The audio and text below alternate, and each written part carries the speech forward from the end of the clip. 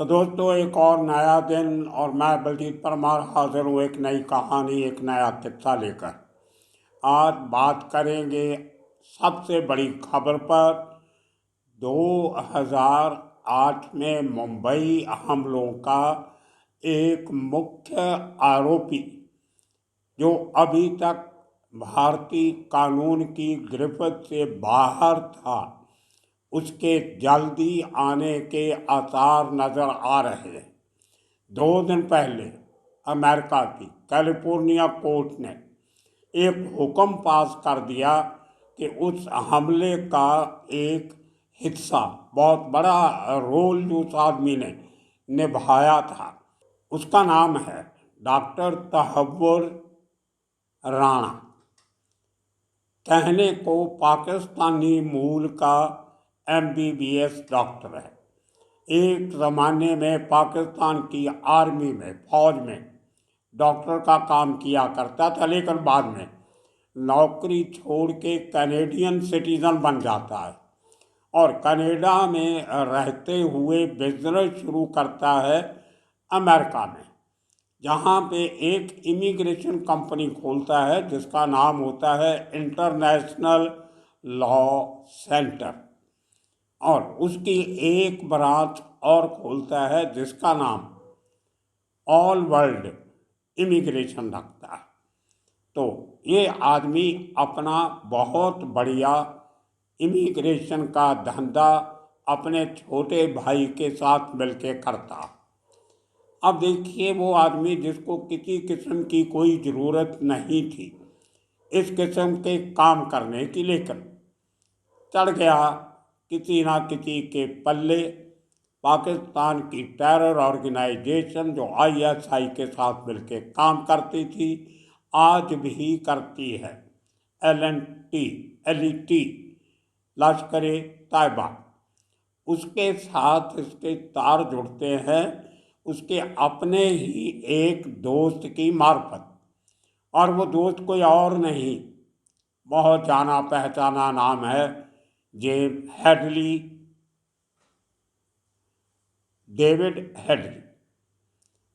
जो जन्म से तो दाऊद जिलानी था।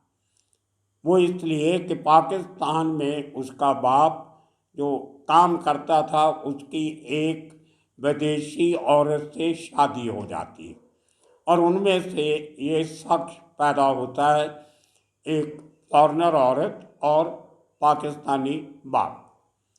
नाम रखा जाता है दाऊद जिलानी। जिलानी इनका सरनेम था, लेकिन बाद में बाप का और माँ का तलाक हो जाता है। उसके बाद यह आदमी माँ के साथ रहना शुरू करता है, तो अपनी माँ का सरनेम जिलानी छोड़ के और दाऊद से डेविड बन जाता है और माँ का सरनेम हेडली लेके डेविड हेडली बन जाता है।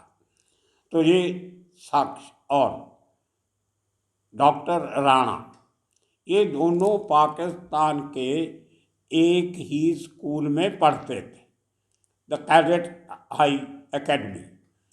वहाँ पे इनकी बचपन से दोस्ती थी। उसके बाद, हालांकि काफ़ी साल के बाद डेविड हेडली बाहर चला जाता है, लेकिन अपने दोस्त के साथ राब्ता कायम रखता है।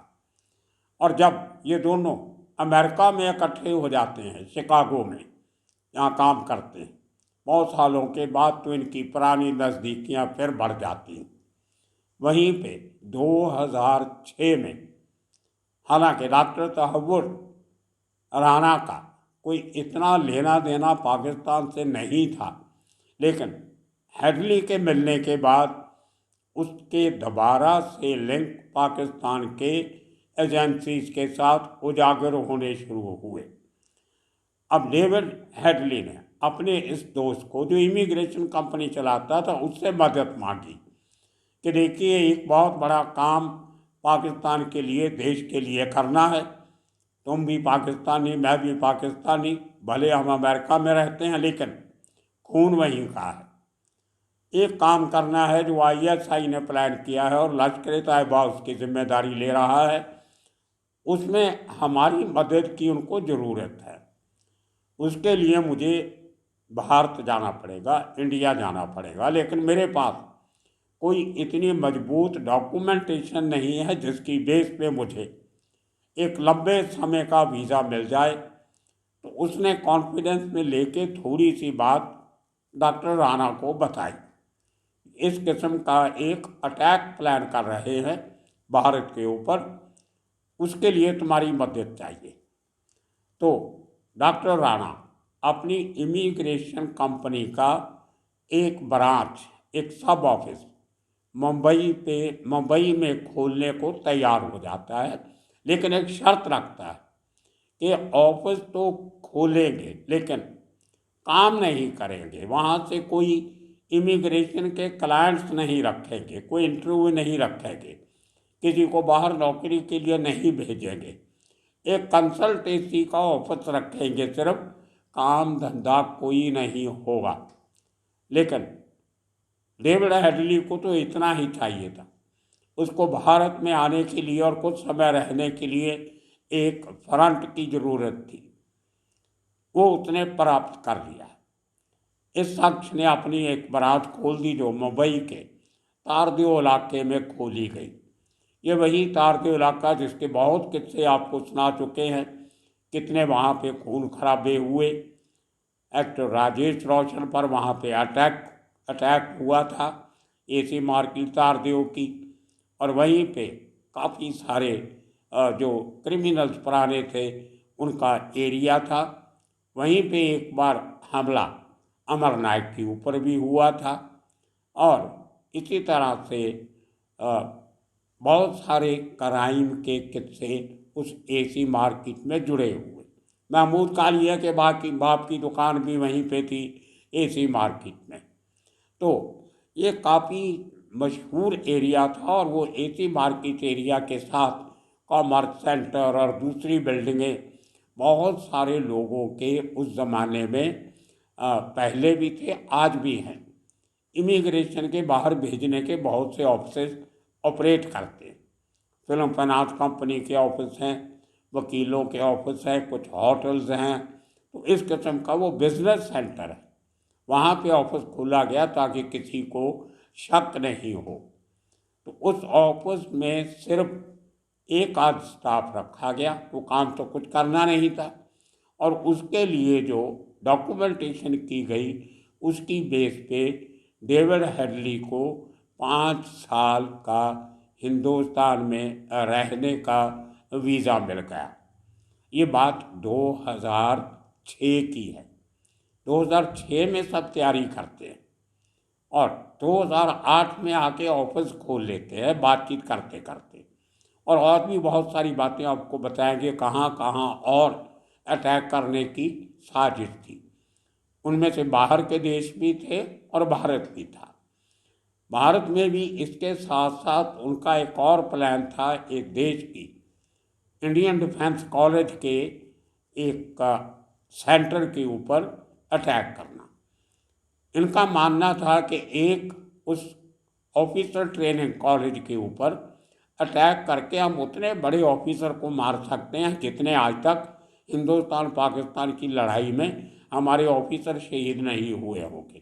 तो बड़े बड़े मंसूबे लेके इन लोगों ने वो प्लानिंग बनाई, लेकिन उसके बाद पकड़े गए तो कोई आगे अंजाम नहीं दे सके।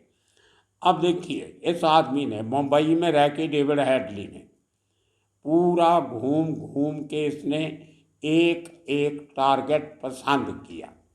उसी समय 2 बार डॉक्टर राणा भी मुंबई आया और गेटवे ऑफ इंडिया के सामने ताज होटल में रुका, जो अनफॉर्चुनेटली 26/11 के हमलों में सबसे बड़ा नुकसान ताज होटल का ही हुआ था।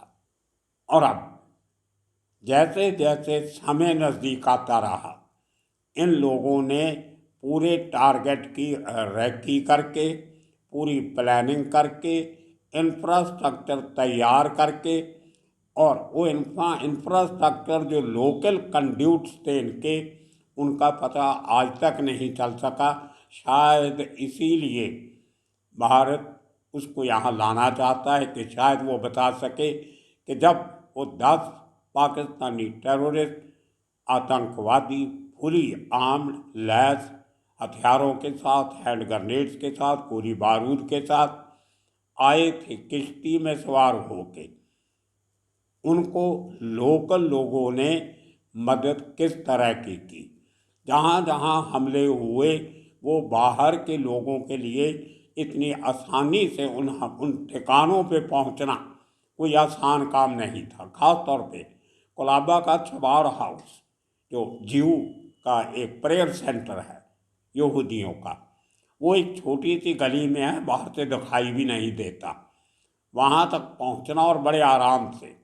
उसी तरह कैफे लियोपोल्ड, उसी तरह वीटी स्टेशन पे पहुँचना, ओबराय होटल्स पे पहुँचना और ताज में पहुँचना, इस तरीके से हर ठिकाने पे विदिन मिनट्स बोट में से कप परेड की उस फिशरमैन कॉलोनी से जो ओबराय के साथ ही पड़ती है समुद्र के किनारे, वहाँ से इनकी बोट लगती है। अल कबीर बड़े जहाज़ में से निकल के ये लोग छोटी बोट्स लेके वहाँ आते हैं लैंड पे और इमीडिएटली अपने अपने ठिकानों की तरफ निकल भी जाते हैं और हर जगह पे 10-12 मिनट में पहुँच भी जाते हैं। और ये किसी भी परदेशी के लिए, ख़ास तौर से उन लोगों के लिए जो बेसिकली अनपढ़ किस्म के थे, जिनको मोटिवेट किया गया, पाकिस्तान में ट्रेनिंग दी गई खाली मारने की, कसाई पुने की ट्रेनिंग दी गई, बुचरी की ट्रेनिंग दी गई, वो कोई बहुत ज़्यादा इंटेलिजेंट किस्म के पढ़े लिखे नेट सेवी लोग नहीं थे। एक को छोड़ के इस्माइल जो शायद थोड़ा बहुत जानता था ग्लोबल पोजीशनिंग सिस्टम के साथ और नेविगेशन टेक्निक जिसको थोड़ी पता थी, वो अजमल कसाब के साथ था, लेकिन वो भी मारा गया। खैर, तो इन लोगों ने पूरी तैयारी रखी, कई महीने की मेहनत करने के बाद डेविड हेडली ने की और उसके बाद 26/11/2008 को मुंबई में ये घातक हमले होते। उसमें तकरीबन 166 लोग मारे जाते हैं और 300 से ज़्यादा लोग जख्मी होते। 3 दिन तक ओबराय में और ताजमहल में गोलियां चलती रहती। मुंबई पुलिस के जवान, quick response team, anti terrorism squad और इंडियन नेवी के सील्स, उनके जो कमांडो फोर्स है, और उसके बाद आकर में एनएसजी नेशनल सिक्योरिटी गार्ड्स जो दिल्ली से स्पेशली मंगवाए गए, तब कहीं जाके 72 घंटे की उस फायरिंग के बाद, मुकाबले के बाद ताजमहल को खाली करवाया गया। लेकिन मरने वालों में 6 अमेरिकन भी थे और 12 और विदेशी मूल के लोग थे, बाकी सब इंडियन। बहुत बड़े बड़े वकील, डॉक्टर, बिजनेसमैन सब मरे। वीटी स्टेशन पे गरीब लोग मरे, पुलिस वाले मरे। बहुत अजीब वो हादसा था जो हमने देखा। मैं तभी डीएनए न्यूज़पेपर में था और पूरा 3 के 3 दिन हम कोई भी हमारी टीम का मेंबर, रिपोर्टिंग स्टाफ का बराबर सो नहीं सका था। ऑलवेज ऑन द फील्ड, सब के सब लोग, और हमारा अकेला अखबार नहीं, सब के सब जर्नलिस्ट, टीवी वाले, दूसरे सब। और सबसे पहली तस्वीर जो उस अफजल कसाब की वीटी स्टेशन के उस ओवर ब्रिज के ऊपर जो खींची थी गोलियां चलाते हुए AK-47 के साथ, वो टाइम्स ऑफ इंडिया के फोटोग्राफर सैबी फर्नांडिस ने खींची थी। और सैबी हमारा 7-8 साल कुलीग था डेली अखबार में, जो रुचि खरजिया का अखबार था, टैबलॉइड कुलीग था हमारा, साथ में काम किया। बाद में टाइम्स ऑफ इंडिया चला गया और उसने टाइम्स ऑफ इंडिया की खिड़की से वो तस्वीर खींची जो आज तक के वो ट्रेडमार्क तस्वीर उसकी बन गई। दुनिया भर में सबसे ज़्यादा देखे जाने वाली तस्वीरों में से एक वो अजमल कसाब की फ़ोटो है जो सैबी फर्नांडिस ने खींची। खैर, वो बहुत लंबा किस्सा है, आपको बहुत बार सुना भी चुके हैं, आपने सुना पढ़ा भी होगा, हर डिटेल नेट पे अवेलेबल है। आज बात करेंगे सिर्फ राणा की। अब ये राणा ने जो टेक्निकल सपोर्ट प्रोवाइड की, भले उसने गोलियां नहीं चलाई, भले वो किसी टीम का मेंबर नहीं था, लेकिन एक ग्राउंड प्रिपेयर की गई लश्कर तैयबा के लिए मुंबई हमलों की, इसके रोल से ज़्यादा डेविड हेडली का रोल ज़्यादा अहम था, ज़्यादा क्रूशियल था। रैकी उसने की, उस टारगेट उसने सेलेक्ट किए, पूरा उनका नक्शा बनाया गया, डिस्टेंस बनाया गया, कैसे वहाँ पहुँचना है, कैसे पहुँचा जाएगा, वो पूरी की पूरी प्लानिंग सारी डेविड हेडली ने की। और फाइनली 2009 में डेविड हेडली अमेरिका में पकड़ा जाता है, शिकागो ओहार एयरपोर्ट पे। तो इसके साथ साथ तहव्वुर राना भी पकड़ा जाता है, और पूरी उस केस में डेविड हेडली अंत में सरकारी गवाह बन जाता है, और उम्र कैद से बचने के लिए वो प्ली बार्गेन कर लेता है वहाँ की कोर्ट के साथ, और उसको 35 साल की सज़ा होती है फाइनली 2011 में ट्रायल के बाद। उसके साथ साथ तहव्वुर राना, इसको 15 साल की सज़ा होती है, जो अभी ख़त्म होने वाली थी इन दिनों में। 2009 का पकड़ा हुआ है ये भी, और 2009 से 2011 में सज़ा हुई थी, लेकिन उसकी जो गिनती है वो 2009 से शुरू की जाएगी। और उस ट्रायल के बीच में डेविड हेडली ने एक और खुलासा किया कि मेरे मुंबई के दिनों में मेरे पास इतने पैसे नहीं थे, तो बहुत बार राणा ने मुझे पैसे भी भेजे। उसने पूरी डिटेल दी, एक बार 70,000 इंडियन रुपीज़, एक बार 1,000 US डॉलर, एक बार 500 US डॉलर, इस तरीके से। बाकी और सोर्स से कहाँ से पैसे लिए वो उसने नहीं बताया। राणा का रोल उसने जरूर बताया, और ये बताया कि 2009 में इस हमले के बाद एक और बड़ा अटैक करने वाले थे नीदरलैंड्स में, हॉलैंड में। वहाँ पे एक डच न्यूज़पेपर ने, आपको याद होगा, एक मोहम्मद साहब का एक कार्टून छापा था, और उस कार्टून को लेके दुनिया भर में बहुत जगह पे वायलेंस भी हुई, खासतौर पे फ्रांस में। और इन लोगों ने उस न्यूज़पेपर के ऊपर एक बड़ा अटैक करने की तैयारी की। उसके लिए भी तहव्वुर राना के उस इंटरनेशनल लॉ फर्म का इस्तेमाल करके उसके आई कार्ड के ऊपर उसके पेपर्स को लेके हेडली ने नीदरलैंड का 2 बार दौरा भी किया। रैकी की गई उस डच न्यूज़पेपर के ऑफिस की, उसका एडिटर कहाँ रहता है, कैसे घर से अपने ऑफिस तक आता है, कैसे वापस जाता है, वो पूरा किया। लेकिन वो अटैक नहीं कर सके, क्योंकि 2009 में ये पकड़े जाते। लेकिन वो बहुत सीरियस इशू था, जिसके लिए ट्रायल में ज़्यादा सज़ा इनको वो नीदरलैंड वाले अटैक की तैयारी करने की सज़ा मिली। अब देखिए पेच, जब ये ट्रायल चल रही थी तो भारत सरकार ने शुरू से ही अमेरिकन लॉ डिपार्टमेंट को, जस्टिस डिपार्टमेंट को एक एप्लीकेशन दी हुई थी कि ये आदमी हमें चाहिए। और जब इस केस की ट्रायल भी हो रही थी तो डेविड हेडली के साथ वीडियो कॉन्फ्रेंस के साथ शिकागो से बात भी हुई थी कोर्ट का, उसका बयान दिया था उसने अपना, काफ़ी सारी बातें बताई थी। लेकिन इंडिया आने के लिए वो तैयार नहीं हुआ, और ना ही अमेरिकन लॉ सिस्टम ने उसको भेजना चाहा। लेकिन इंडियन एजेंसीज की इतने सालों से लगातार कोशिश रही थी, जो अब थोड़ी सी रंग लाती दिखाई दे रही। अब 2 दिन पहले कैलिफोर्निया कोर्ट ने तहव्वुर राना को इंडियन पुलिस के हवाले करने का ऑर्डर दे दिया, एक्स्ट्राडिशन का ऑर्डर दे दिया। बहुत हमारे जो समय उस केस के जो वकील थे, उस केस के निकम, उज्ज्वल निकम, उन्होंने भी इसका स्वागत किया है कि बहुत सालों के बाद हमारी एजेंसी से एक बड़े गुनाहगार को ट्रायल फेस करने के लिए भारत ला सकती है। ये केस NIA का दिल्ली की अदालत में रजिस्टर है, जिसमें 9 लोगों को दोषी बनाया गया है, जिसमें L&T के ऑपरेटर सारे फॉरेनर्स हैं एक तरीके से, लेकिन वो कभी आएंगे नहीं आएंगे कोई पता नहीं। हैडली भी उनमें से एक है।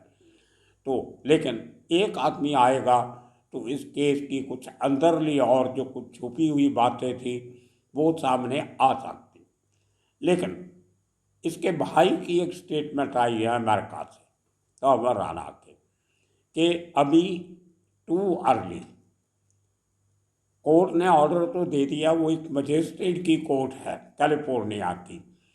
अब राणा के पास एक ऑप्शन अभी बाकी है, वो अपील कर सकता है हायर कोर्ट में, और वो अपील अगर जल्दी कर देते हैं तो उसका फैसला भी जल्दी आ जाएगा, क्योंकि इंडिया ने, भारत ने फॉरेन मिनिस्ट्री के थ्रू एक बहुत बड़ा प्रेशर अमेरिका पे बना के रखा हुआ था। अभी मई का महीना चल रहा है, जून की 22 तारीख को प्रधानमंत्री नरेंद्र मोदी अमेरिका जा रहे हैं और वहाँ के राष्ट्रपति और उनकी पत्नी के साथ डिनर भी करेंगे।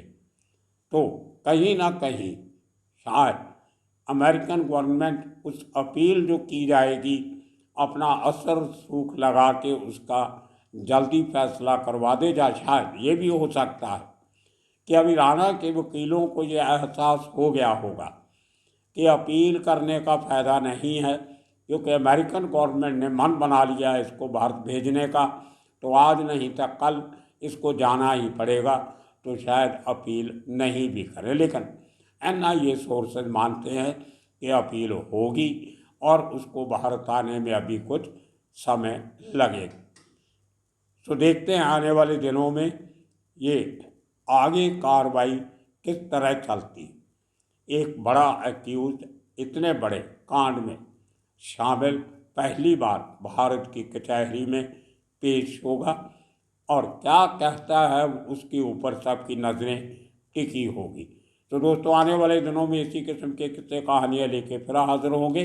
तब तक के लिए आप सबका बहुत बहुत शुक्रिया, धन्यवाद।